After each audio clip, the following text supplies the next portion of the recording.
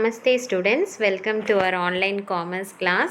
So we are discussing chapter 15. So already in last class we have discussed about various types of insurance. So on the life insurance, normal general insurance la வந்து mediclaim insurance, crop insurance, so வந்து health insurance. So இந்த மாதிரி various types of insurance வந்து நம்ம last classல discuss பண்ணிருக்கோம்.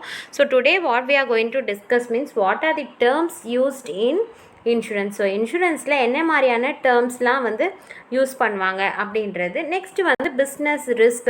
So வந்து பிஸ்னஸில் எப்படியெல்லாம் ரிஸ்க் எடுக்க வேண்டியது இருக்கும், என்ன டைப்ஸ் ஆஃப் ரிஸ்கெல்லாம் இருக்குது, நேச்சராக வந்து பிஸ்னஸ் ரிஸ்க்னால் என்ன, எதனால் வந்து பிஸ்னஸில் என்ன மாதிரியான ரிஸ்க்ஸ்லாம் இருக்குது அப்படின்றத டிஸ்கஸ் பண்ண போகிறோம். நெக்ஸ்ட் டாபிக் பார்த்திங்கன்னா what are the types of business risk. So what are the various types of business risk, என்னென்ன ரிஸ்க்கெல்லாம் இருக்குது, எப்படியெல்லாம் வந்து ஹேண்டில் பண்ணணும் அப்படின்றதையும் நம்ம டிஸ்கஸ் பண்ண போகிறோம். நெக்ஸ்ட் வந்து பார்த்திங்கன்னா causes of business risk. So what is the causes. So வந்து எதனால் வந்து நிறைய பிஸ்னஸில் வந்து நம்ம நிறைய ஃபேஸ் பண்ண வேண்டியது இருக்குது ப்ராப்ளம் அப்படின்னு டிஸ்கஸ் பண்ண போகிறோம். நெக்ஸ்ட்டு வந்து பார்த்திங்கன்னா insurance regulatory development authority of India. So normally வந்து பார்த்திங்கன்னா இப்போ பார்ட்னர்ஷிப் பிஸ்னஸ்லலாம் வந்து ஒரு பார்ட்னர்ஷிப் ஆக்ட் அப்படின்ற மாதிரி இருக்கும் இல்லைம்மா. ஸோ வந்து according to that rules and regulations available in that act வந்து they will follow in that business. So likewise வந்து பார்த்திங்கன்னா insurance regulatory development authority of India அப்படின்ற ஆக்ட் படி தான் வந்து இந்த இன்சூரன்ஸ் கம்பெனிஸ் எல்லாமே வந்து நடத்திட்டு வராங்க. Okay, so we are going to discuss it briefly and what is the organisational setup of insurance regulatory development authority of India and then what are their objectives, அவங்களோட aim என்ன, goal என்ன அப்படின்றத discuss பண்ண போகிறோம். At last வந்து பார்த்திங்கன்னா அவங்களோட duties and functions we are going to discuss. Okay, so will see the explanation in detail. Okay, so வந்து terms used in insurance. First topic என்ன பார்க்க போகிறோம் இன்னைக்கு அப்படின்னு பார்த்தீங்கன்னா terms used in insurance. So வந்து இன்சூரன்ஸில் நம்ம ஆல்ரெடி டைப்ஸ்லாம் வந்து பார்த்தாச்சு, என்னென்ன மாதிரி இன்சூரன்ஸ் இருக்குது அப்படின்றது. இப்போது இந்த இன்சூரன்ஸ் அப்படின்றதுல என்னென்ன டேர்ம்ஸ்லாம் வந்து நார்மலாக யூஸ் பண்ணுவாங்க அப்படின்னு பார்த்திங்கன்னா ஃபஸ்ட் ஒன் வந்து நாமினேஷன். ஸோ நாமினேஷன்னா வந்து நம்மளுக்கு என்னென்னா வந்து இவங்களுக்கு பதிலாக இப்போ நம்ம வந்து ஃபார் எக்ஸாம்பிள் வந்து எந்த இடத்துல போனாலும் ஒரு ஃபார்ம் ஃபில் பண்ணுறோம் அப்படின்னா நேம் ஆஃப் த நாமினி. இப்போ ஒரு பேங்க் அக்கௌண்ட் ஓப்பன் பண்ணுறோம் அப்படின்னு சொன்னால் நம்ம நாமினி நேம் கேட்பாங்க. அப்படின்னா என்னென்னா நம்மளுக்கு அடுத்தது யார் அப்படின்றது தான். ஓகேவா. ஸோ இன்சூரன்ஸ்லேயும் அதே மாதிரி என்ன பண்ணுவாங்கன்னா nominating some other person. So வந்து நம்மளுக்கு அடுத்த பர்சனை நம்ம நாமினேட் பண்ணணும். ஸோ வந்து அவங்கள நாமினி அப்படின்னு சொல்லுவாங்க அந்த பர்சனை. ஸோ வந்து எதுக்கு அப்படின்னு பார்த்தீங்கன்னா வந்து இன்சூரன்ஸ் செட்டில் பண்ணுறதுக்காக. ஃபார் சப்போஸ் வந்து நம்ம லைஃப் இன்சூரன்ஸ் போட்டுட்டு இருக்கோம், வந்து யாரோ ஒருத்தங்க லைஃப் இன்சூரன்ஸ் பண்ணியிருக்காங்க, அவங்க வந்து திடீர்னு வந்து டெத் ஆகிட்டாங்க அப்படின்னா அந்த செட்டில்மெண்ட் வந்து யார்கிட்ட கொடுக்கலாம்னா அந்த நாமினின்ற அந்த பர்சன் யாரை ஸ்பெசிஃபை பண்ணியிருக்காங்களோ நாமினின்ட்டு அவங்கக்கிட்ட நம்ம செட்டில்மெண்ட் கொடுப்பாங்க இன்சூரன்ஸ் கம்பெனி. ஓகேவா. ஸோ வந்து சப்போஸ் இல்லை வந்து சில பிளான்ஸ்லாம் பார்த்திங்கன்னா எக்ஸ்பைரி ஆகிடும். அவங்க வந்து ப்ரீமியம் ஒரு 20 இயர்ஸ் போட்டு வச்சுருக்காங்கன்னா அந்த 20 இயர்ஸ்க்கான பீரியட் வந்து ஃபினிஷ் ஆகிடுச்சு, எக்ஸ்பைரி ஆகிடுச்சு அப்படின்னா அவங்க வந்து உயிரோடு தான் இருக்காங்க அப்படின்னா என்ன பண்ணலான்னா அவங்கக்கிட்டே வந்து அந்த அமௌண்ட்டை வந்து கொடுத்துடலாம். யார் இன்ஷூர் பண்ணாங்களோ அந்த பர்சன்கிட்டே செட்டில்மெண்ட் பண்ணிவிடுவாங்கன்னா இன்சூரன்ஸ் கம்பெனி. ஓகேவாமா. That is called as nomination. Next one பார்த்திங்கன்னா சரண்டர் வேல்யூ. அப்படின்னா வந்து எக்ஸ்பைர்ட் ஆகிறதுக்கு முன்னாடியே வந்து அந்த கான்ட்ராக்டை வந்து க்ளோஸ் பண்ணி அவங்களுக்கான செட்டில்மெண்ட்டை கேட்குறது தான் வந்து சரண்டர் வேல்யூ அப்படின்னு சொல்லுவாங்க. ஸோ வந்து ஃபார் எக்ஸாம்பிள் இப்போ 20 இயர்ஸ்க்கான பாலிசி இப்போ வந்து நான் வந்து போடுறேன். பட் ஆனால் எனக்கு 15 இயர்ஸ்லேயே வந்து எனக்கு வந்து என்னோடய சைல்டோட மேரேஜ்க்காகவோ இல்லை எஜுகேஷனுக்காகவோ நான் வந்து அதை எடுக்க வேண்டியது இருக்குது அப்படின்ற பட்சத்தில் வந்து எக்ஸ்பைரி ஆகிறதுக்கு முன்னாடியே நான் வந்து செட்டில்மெண்ட் கேட்குறேன் அப்படின்னா அவங்க வந்து அதுக்கான ஒரு கேல்குலேஷனை பண்ணுவாங்க. ஓகேவா. கேல்குலேஷன் பண்ணி வந்து எவ்வளோ நம்ம வந்து அவங்க வந்து எனக்கு செட்டில் பண்ண வேண்டியிருக்க அமௌண்ட்டை வந்து கேல்குலேட் பண்ணி அவங்க வந்து ஒரு வேல்யூ கண்டுபிடிச்சி பர்சன்டேஜ் போட்டு வேல்யூ கண்டுபிடிச்சி எனக்கு வந்து அந்த அமௌண்ட்டை செட்டில் பண்ணிவிடுவாங்க. அந்த வேல்யூ தான் வந்து சரண்டர் வேல்யூ அப்படின்னு சொல்லுவாங்க. ஸோ இது வந்து பார்த்திங்கன்னா நிறைய பாலிசிஸ்க்கு வந்து டிஃபர் ஆகும். நிறைய பிளான்ஸ் இருக்குல்ல இன்சூரன்ஸில். ஸோ ஒரு பிளானுக்கும் வந்து ஒரு டிஃப்ரென்ஸ் இருக்கும். ஸோ வந்து முன்னாடியே எடுக்கிறோம், முன்னாடியே கான்ட்ராக்டை வந்து க்ளோஸ் பண்ணி எக்ஸ்பைரி ஆகிறதுக்கு முன்னாடியே நான் க்ளோஸ் பண்ணி செட்டில்மெண்ட் வாங்குறேன்னா அதுக்கு டிஃப்ரெண்ட் கேல்குலேஷன்ஸ் பண்ணிடுவாங்க. ஓகேவாம்மா. நெக்ஸ்ட் வந்து பார்த்திங்கன்னா ரீஇன்சூரன்ஸ். இப்போ வந்து நான் வந்து ஒரு இன்சூரன்ஸ் கம்பெனியில் நான் வந்து இன்ஷூர் பண்ணியிருக்கேன். என்னோட பிஸ்னஸ்ன்னு வச்சுக்கோங்க. இப்போ வந்து என்னோட ஒர்த் வந்து 10 lakhsக்கு வந்து நான் இன்சூரன்ஸ் பண்ணியிருக்கேன் என்னோட பிஸ்னஸை. வந்து இப்போ அந்த இன்சூரன்ஸ் கம்பெனி வந்து என்ன பண்ணலாம் அப்படின்னா அவங்களோட ரிஸ்க்கை வந்து ஷேர் பண்ணிக்கலாம். என்னால் வந்து இந்த பிஸ்னஸ்க்கு வந்து அட் அ டைம் வந்து ஏதாச்சும் லாஸ் ஆச்சு அப்படின்னா என்னால் 10 lakhs வந்து அட் அ டைம் பே பண்ண முடியாது. ஸோ 5 lakhs நீ ஷேர் பண்ணிக்கிறியா அப்படின்னு சொல்லிட்டு இன்னொரு இன்சூரன்ஸ் கம்பெனியில் அவங்க வந்து அக்ரிமெண்ட் போட்டுப்பாங்க. ஸோ அதுதான் வந்து என்னென்னா வந்து இந்த இன்சூரன்ஸ் கம்பெனி வந்து இன்னொரு இன்சூரன்ஸ் கம்பெனி கூட வந்து டைப் பண்ணிக்கிறது தான் வந்து ரீஇன்சூரன்ஸ் அப்படின்னு சொல்லுவாங்க. ஓகேவாம்மா.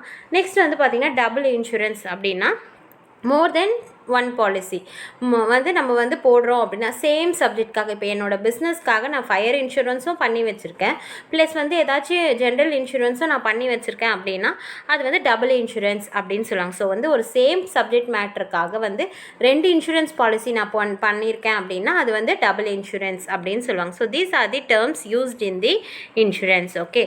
So next topic is business risk. So வந்து பிஸ்னஸ் ரிஸ்க்னா என்ன அப்படின்னா uncertain loss has become uncertain. So வந்து நல்ல பிஸ்னஸ் போயிட்டே இருக்குது, திடீர்னு வந்து என்னோடய பிஸ்னஸில் வந்து ப்ராஃபிட் வரல, லாஸ் ஆகிடுச்சு, வந்து நம்மளால் வந்து எதிர்பார்க்கக்கூடியாத அளவுக்கு லாஸ் வந்துடுச்சு, நான் அதை எதிர்பார்க்கவே இல்லைன்றது தான் அன்சர்டெயின். ஓகேவா.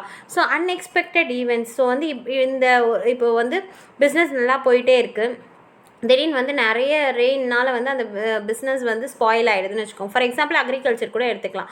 ஸோ வந்து நல்லா நல்லா விளைச்சல நிறைய வந்து அவங்க வந்து ஏர்ன் பண்ணிகிட்ருப்பாங்க. திடீர்னு வந்து நிறைய ஹெவி ரெயின்ஃபால்னால அவங்களுக்கு எல்லா க்ராப்ஸுமே ஸ்பாயில் ஆகிடுச்சு அப்படின்னா இதெல்லாம் வந்து நம்மளால் எதுவுமே சொல்ல முடியாது. அன்எக்ஸ்பெக்டட் ஈவெண்ட்ஸ், ரெயின்ஃபால்லாம் வந்து நம்மளால் அன்எக்ஸ்பெக்டடில் வந்து எப்போ வரும்ன்றது நம்மளுக்கு எக்ஸ்பெக்ட் பண்ண முடியாது.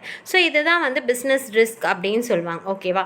ஸோ இதோட நேச்சர் என்ன அப்படின்னு பார்த்தீங்கன்னா ஃபஸ்ட்டு பாயிண்ட் என்ன சொல்கிறாங்கன்னா business risk arise due to uncertainties. So வந்து நம்மளுக்கு அதை பற்றின நாலேஜே இருக்காது, என்ன ஃப்யூச்சரில் என்ன நடக்கும் அப்படின்றது நம்மளுக்கு தெரியாது. ஸோ வந்து அந்த டைமில் நம்ம ஃபேஸ் பண்ணுறது லாஸ் எல்லாமே வந்து business risk arise due to uncertainties. For example பார்த்திங்கன்னா ப்ரைஸ் சேஞ்சஸ். ஓகேவா. டிமாண்ட் நம்ம நினச்சிருப்போம் தேவைகள் வந்து ரெய்னி சீசனில் வந்து அம்பர்லா வந்து அதிகமாக தேவைப்படுதுன்னு சொல்லிட்டு நம்ம ஓவர் ப்ரொடக்ஷன் பண்ணி அதை மார்க்கெட்டுக்கு கொண்டு போயிருப்போம். பட் ஆனால் அந்த இயர் பார்த்திங்கன்னா ரெயின்ஃபால் வந்து கம்மியாக இருக்கலாம். ஸோ வந்து அதனால் அதில் தேவைகள் வந்து கம்மியாக இருக்கும் அம்பர்லா. ஸோ அப்போ என்ன ஆகும், நம்மளோட ப்ரொடக்ஷன் பண்ண ப்ராடக்ட்ஸ் எல்லாமே வந்து ஸ்டாக்னண்ட்டாக நின்று போயிடும் வேர் ஹவுஸ்லேயே. ஸோ அப்போ அந்த டைமில் என்ன நம்ம நினச்சிருப்போமா மழை வராமல் இருக்கும், வந்து நம்மளோட டிமாண்ட் வந்து கம்மியாக இருக்கும் அப்படின்றது நம்மளுக்கு வந்து எதிர்பார்க்காத நம்மளுக்கு நடக்கிறது. ஸோ அதே மாதிரி ப்ரைஸ் சேஞ்சஸும் திடீர்னு வந்து நம்ம மார்க்கெட்டில் கொண்டு போகும்போது ப்ரைஸ் வந்து ஹையாக இருக்கும், வந்து திடீர்னு வந்து ப்ரைஸ் வந்து கம்மியாச்சு அப்படின்னா நம்மளோட ப்ராடக்டோட ப்ரைஸும் கம்மியாயிடும். ஸோ அதனால் வந்து லாஸ் நடக்கும். ஸோ வந்து எதிர்பாராத விதமாக இந்த மாதிரியான சேஞ்சஸ்னால வந்து பிஸ்னஸில் வந்து நிறைய லாஸ் நடக்கும். அது வந்து நேச்சர். நெக்ஸ்ட் வந்து பார்த்திங்கன்னா business risk is an essential part of every business. So எல்லா பிஸ்னஸ்லேயுமே ரிஸ்க் அப்படின்றது இருக்கும். பட் ஆனால் வந்து இட் வந்து டிஃபர்ஸ். வந்து இந்த பிஸ்னஸில் வந்து வேறு டைப்ஸான ரிஸ்க் இருக்கும், மற்ற பிஸ்னஸில் வேறு டைப்ஸான ரிஸ்க் இருக்கும். பட் ஆனால் ரிஸ்க் அப்படின்றது வந்து காமன் தான், எல்லா பிஸ்னஸ்லேயுமே இருக்கக்கூடியது தான். அதை நம்ம என்ன பண்ணலாம்னா எப்படி கம்மி பண்ணணும் அப்படின்றத தான் பார்க்கணுமே தவிர அதை மொத்தமாக எலிமினேட் பண்ணணும் அப்படின்றத நம்மளால் கொஞ்சம் கூட யோசித்து பார்க்கவே முடியாது. ஸோ ஒரு பிஸ்னஸ்னால் ரிஸ்க் இருக்க தான் செய்யும், அதை எப்படி ஹேண்டில் பண்ணணும், எப்படி மினிமைஸ் பண்ணணும் அப்படின்றத தான் நம்ம பார்க்கணும். ஓகேவாம்மா.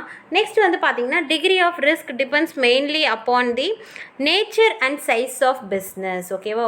ஒன்று வந்து அந்த நம்மளோட ப்ராடக்டோட நேச்சரை பொறுத்து இருக்கலாம், அப்படின்னா நம்மளோட பிஸ்னஸோட சைஸ் பொறுத்து இருக்கலாம். ஸோ ஸ்மால் ஸ்கேல் பிஸ்னஸ்னால் அதோட ரிஸ்க் வந்து எந்த அளவுக்கு இருக்க முடியுமோ அந்த அளவுக்கு தான் இருக்கும். ஸோ லார்ஜ் ஸ்கேல் பிஸ்னஸ் அப்படின்னு எடுக்கும் போது வந்து கொஞ்சம் ரிஸ்க் வந்து அதிகமாகவே இருக்கும். ஸோ வந்து பார்த்திங்கன்னா இப்போ பெரிஷபிள் குட்ஸ் எல்லாம் எடுத்தோன்னு வச்சுக்கோங்களேன், அழுகிற பொருட்கள், அதை நம்ம என்ன பண்ண முடியும், சீக்கிரம் வந்து மார்க்கெட்டில் வந்து சேல்ஸ் ஆகிடுச்சுன்னா ஓகே, இல்லை வந்து அழுகி போயிடுச்சு, ஃபுல்லாக வேஸ்ட் ஆகிடுச்சு அப்படின்னாலும் அதுவும் வந்து பிஸ்னஸ்க்கு லாஸ் தான். ஸோ வந்து இது வந்து நம்மளால் என்ன பண்ண முடியாது அப்படின்னா முன்னாடியே வந்து யோசித்து வைக்க முடியாது. ஸோ பிஸ்னஸ் அப்படின்னா இந்த ரிஸ்கில் வந்து அது வந்து எதை பொறுத்து இருக்குது அப்படின்னா டைப்ஸ் ஆஃப் குட்ஸ், அந்த ப்ராடக்டோட டைப்ஸை பொறுத்து இருக்குது. இன்னொன்று வந்து பார்த்திங்கன்னா நம்மளோட சைஸ் பிஸ்னஸோட சைஸ் பொறுத்து இருக்குது அப்படின்னு சொல்கிறாங்க. நெக்ஸ்ட் வந்து பார்த்திங்கன்னா profit is reward for risk taking. நம்ம பிஸ்னஸில் எவ்வளோ ரிஸ்க் எடுக்கிறோமோ, எவ்வளோ லாஸை சந்திச்சு வந்து நம்மளோட பிஸ்னஸை உயர்த்தி நிற்கிறோமோ அப்போ தான் நம்மளுக்கு ப்ராஃபிட் அடையும் அப்படின்னு சொல்கிறாங்க. நம்ம எவ்வளோக்கு ரிஸ்க் எடுக்கிறோமோ நம்மளுக்கு கிடைக்கிற ப்ராஃபிட் வந்து நம்மளுக்கு நம்ம ரிஸ்க் எடுத்ததுக்கு கொடுக்குற ரிவார்ட் மாதிரி அப்படின்னு சொல்கிறாங்க. So no risk no gain. So வந்து எந்த ஒரு ரிஸ்க்கும் எடுக்காமல் எனக்கு வந்து ப்ராஃபிட் வரணும் அப்படின்னா கண்டிப்பாக முடியாது. ஸோ வந்து ரிஸ்க் எடுத்தால் மட்டும்தான் நம்மளால் வந்து ப்ராஃபிட் அடைய முடியும் அப்படின்னு சொல்கிறாங்க. ஓகேவாம்மா? ஸோ நெக்ஸ்ட் வந்து பார்த்திங்கன்னா types of business risk.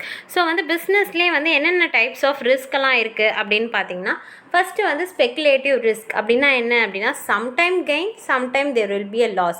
So எப்பயுமே வந்து ப்ராஃபிட் வரும்னு சொல்ல முடியாது, அதே மாதிரி எப்பவும் லாஸ் வரும்னு சொல்ல முடியாது. ஸோ வந்து சம்டைம் வந்து ப்ராஃபிட்டும் வரலாம், சம்டைம் வந்து லாஸும் இருக்கலாம் அப்படின்னு சொல்கிறாங்க. So it depends upon the market condition. நம்மளோட மார்க்கெட் கண்டிஷனை பொறுத்து தான் வந்து நம்மளோட பிஸ்னஸ் இருக்குது அப்படின்னு சொல்கிறாங்க. ஸோ ஒன்ஸ் வந்து ப்ரைஸு மெயினாக வந்து பார்த்திங்கன்னா ப்ரைஸு, இன்னொன்று வந்து தேவைகள் டிமாண்ட். ஸோ இது ரெண்டை பொறுத்து தான் நம்மளோட பிஸ்னஸ் ரிஸ்க் இருக்குது அப்படின்னு சொல்கிறாங்க. That is called as speculative risk. Sometime there will be a loss, sometime there will be a gain. That is speculative risk. Next வந்து பார்த்திங்கன்னா பியோர் ரிஸ்க். ஓகேவா? வந்து இப்போ ஒரு பிஸ்னஸில் வந்து ஒரு ஃபயர் ஆக்சிடென்ட் நடக்குது அப்படின்னா கண்டிப்பாக அது கண் கூட நம்ம வந்து பார்க்குறோம். நம்மளோட பிஸ்னஸ்க்கு ஃபயர் ஆக்சிடென்ட் நடந்து மொத்தம் பொருட்களும் வந்து லாஸில் போயிடுச்சுன்னா அது வந்து பியோர் ரிஸ்க். ஓகேவா? இன்சூரபிள் ரிஸ்க் அப்படின்னா ஒரு பர்டிகுலர் ப்ராடக்ட்ஸ்க்கு வந்து நம்ம வந்து இன்ஷூர் பண்ணியிருக்கோம். ஸோ வந்து நம்ம அதுக்காக வந்து ப்ரீமியம் வந்து பே பண்ணிகிட்டே இருக்கோம்.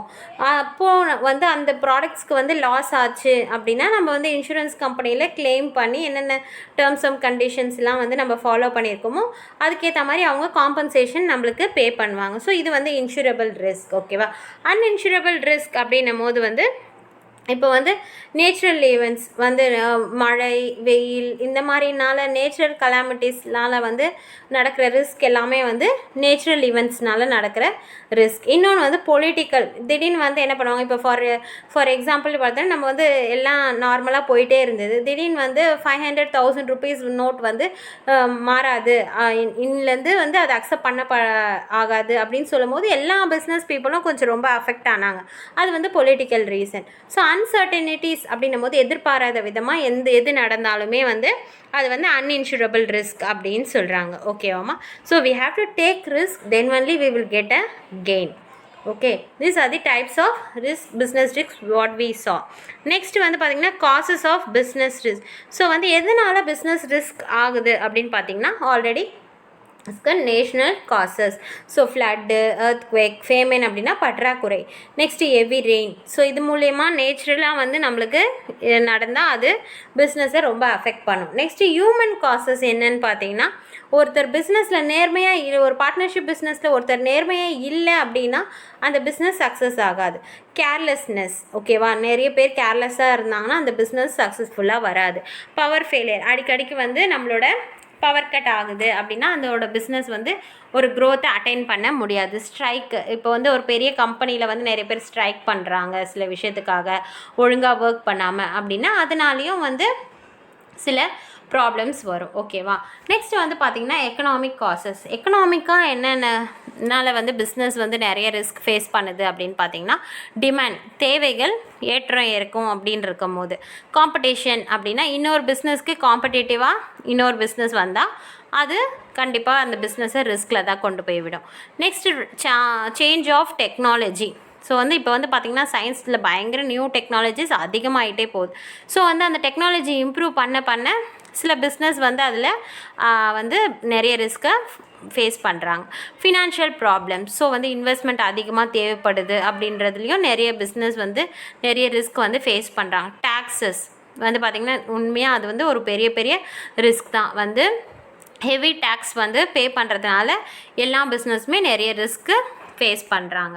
நெக்ஸ்ட் அதர் காசஸ்ன்னு பார்க்கும்போது ஃப்ளக்சுவேஷன்ஸ் அப்படின்னா ஏற்றம் இருக்கும். ஸோ வந்து there will not be a standard, there will be change in price, that is called as fluctuation. ஓகேவா? Next political disturbance. நடுவில் வந்து பாலிடிக்ஸு வந்து இந்த பிஸ்னஸ் இப்படி பண்ணக்கூடாது அப்படி பண்ணக்கூடாதுன்னு சொல்லிட்டு மக்களை வந்து இன்ஃப்ளூயன்ஸ் பண்ணுறதுனால சில பிஸ்னஸ் வந்து ஸ்பாயில் ஆகுது. ஓகேவாமா? These are the causes of the business risk. So next topic பார்த்தீங்கன்னா insurance regulatory development Authority of India. Okay, so it is one of the statutory independent apex body, regulates and supervises the insurance industry. So இவங்களோட main இது என்னன்னு பார்த்தீங்கன்னா, இவங்களுக்குன்னு ஒரு தனித்துவமாக வந்து ஒரு act அப்படின்னு இருக்குது. ஓகேவா, இது வந்து என்ன பண்ணுது அப்படின்னா, they are regulating and supervising the insurance industry. ஓகேவா, when it was started means in 2000 in the Parliament of India Act. ஓகேவா, ஸோ இந்த ஆக்ட் என்னைக்கு பாஸ் பண்ணாங்கன்னு பார்த்தீங்கன்னா 1999 வந்து பாஸ் பண்ணாங்க. பட் வந்து when it was started means 2000. ஓகேவா, ஸோ இதோட ஹெட் குவார்ட்டர்ஸ் எங்கே இருக்குதுன்னு பார்த்தீங்கன்னா ஹைதராபாத்தில் இருக்குது. ஓகேவா, ஸோ இதோட ஆர்கனைசேஷனல் ஸ்ட்ரக்சர் எப்படி இருக்குதுன்னு பார்த்தீங்கன்னா, மொத்தம் இதில் 10 மெம்பர்ஸ் இருக்காங்க. அதில் ஒருத்தர் வந்து chairman, that is its term of years is 5 years, maximum age பார்த்தீங்கன்னா 60. ஓகேவா, நெக்ஸ்ட் வந்து பார்த்தீங்கன்னா 5 whole time members. ஓகேவா, ஸோ வந்து இந்த இன்சூரன்ஸ் இந்த ரெகுலேட்டரி டெவலப்மெண்ட் அத்தாரிட்டியில் தான் இருக்கணும். அவங்க ஹோல் டைமாக அவங்க வந்து வேலை பார்க்கணும். நாட் 5 years வந்து பார்த்திங்கன்னா மேக்ஸிமம் ஏஜ் வந்து 62. Next 4 part time members. So வந்து இவங்க வந்து பார்ட் டைமாக தான் இதில் வந்து வேலை பார்ப்பாங்க. Not more than 5 years. Okay, next வந்து chairman and is members are appointed by the government. So வந்து இந்த மெம்பர்ஸ் எல்லாருமே யார் அப்பாயிண்ட் பண்ணுவாங்கன்னு பார்த்தீங்கன்னா கவர்மெண்ட் தான் அப்பாயிண்ட் பண்ணுவாங்க. ஓகேவா, now next we are going to see the objectives of the IRDIA. ஓகேவா, ஸோ இவங்களோட மெயின் கோல் என்ன பார்த்தீங்கன்னா, to promote the interest and rights of policy holders. So policy holders அப்படின்னும் போது நம்ம தான். ஓகேவா, நம்ம பாலிசி போடுறோம்ல, நம்ம தான் பாலிசி ஹோல்டர்ஸ். ஸோ நம்மளோட இன்ட்ரெஸ்ட்டை தூண்டுறதுக்காகவும் நம்மளோட உரிமைகளை விட்டு கொடுக்காம வந்து இன்னும் அதை அதிகப்படுத்தணுன்றது தான் இவங்களோட ப்ரொமோட் பண்ணணுன்றது தான் இவங்களோட ஃபஸ்ட்டு கோல். நெக்ஸ்ட்டு வந்து promote and ensure the growth of insurance industry. So வந்து இன்சூரன்ஸ் அப்படின்றத வந்து இன்னும் வந்து நிறைய வளர்க்க செய்யணும். மக்களுக்கு வந்து இதை பற்றின விழிப்புணர்வை கொண்டு வரணும், இதை ப்ரொமோட் பண்ணணும் அப்படின்றது நெக்ஸ்ட்டு அவங்களோட கோல். நெக்ஸ்ட்டு வந்து பார்த்திங்கன்னா ஸ்பீடி செட்டில்மெண்ட். ஸோ வந்து இப்போ ஒருத்தர் இறந்துட்டாருன்னா அவங்க ஃபேமிலியில் எவ்வளோ வந்து கஷ்டங்கள் இருக்கும். ஸோ வந்து அதை வந்து அவங்க செட்டில்மெண்ட் எந்த அளவுக்கு வந்து ஃபார்மாலிட்டிஸ்லாம் வந்து ரொம்ப இழுத்தடிக்காமல் வந்து நம்ம வந்து உடனே வந்து அவங்களுக்கு செட்டில் பண்ணால் அந்த ஃபேமிலிக்கு கொஞ்சம் யூஸ்ஃபுல்லாக இருக்கும். ஸோ அது வந்து அவங்க வந்து பார்த்து அவங்களோட main goal to prevent the fraud and mall practice. So வந்து தள்ளி போட வந்து அதில் ஃப்ராட் தானே நிறைய நடக்கிறதுக்கு சான்சஸ் இருக்குது. ஸோ அதெல்லாம் நடக்காமல் ஸ்பீடாக வந்து அவங்க எந்த ஒரு ஃபேமிலிக்கு போய் சேரணுமோ அதை செட்டில் பண்ணுறதுல இவங்க வந்து மெயின் கோலாக வச்சுருக்காங்க. ஓகேவா, பிரிங் டிரான்ஸ்பரன்சி அப்படின்னும் போது ஓப்பன் மைண்டட். ஓகேவா, ஓப்பனாக இருக்கணும், எல்லாமே வந்து தெளிவாக இருக்கணும், எந்த ஒரு மறைவு ஒழியமும் இல்லாமல் வந்து எல்லாமே ஓப்பனாக இருக்கணும் அப்படின்னு சொல்கிறாங்க. ஸோ இதுதான் வந்து அவங்களோட objectives.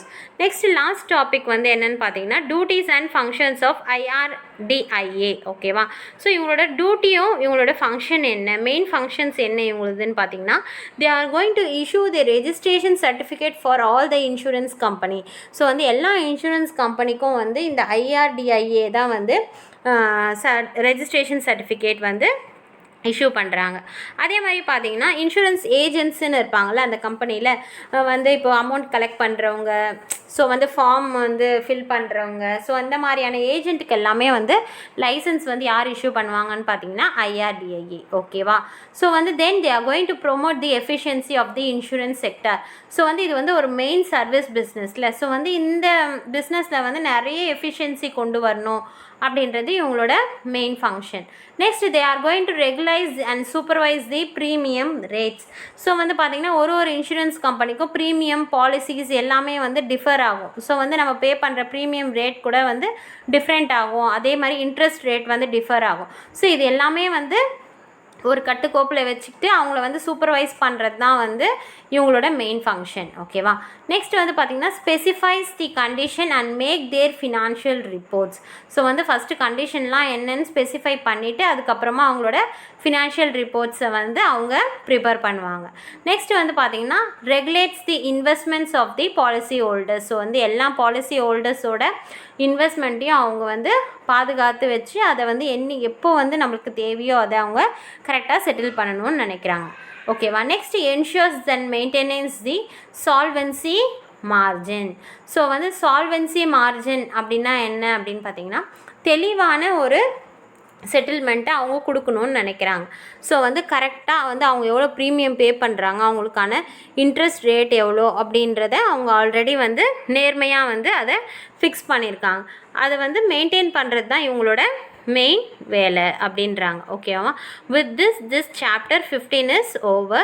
So next we are going to see the chapter 16. Okay, so thank you.